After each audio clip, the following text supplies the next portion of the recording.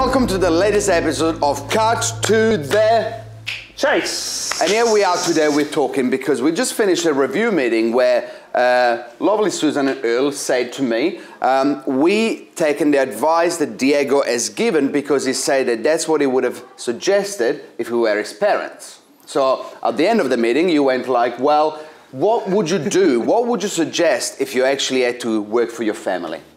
And look, in these uncertain times, Diego, it's one of those good ones that humbles you, that brings you back into the norm about doing the right thing, right? Fun and laughter, be courageous, do the right thing. But sometimes when push comes to shove, you know, am I going to close the deal down? Or if it was family, would I still be doing the same thing?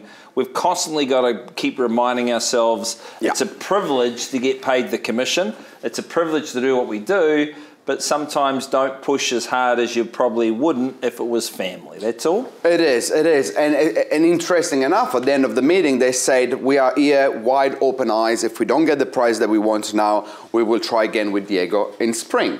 Because that's what we sort of talked about in summer, sorry. And that's what we talked about at the appraisal. And I always use these words, and you cannot use these words if they're the same age as you, right? But I always use these words if it was my mom and dad, and I worked for them because they were my mom and dad's age.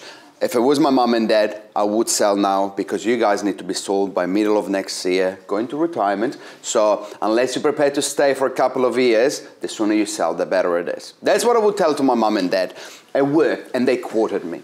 You gotta be genuine. Oh yes, because they can smell that commission breath a mile away.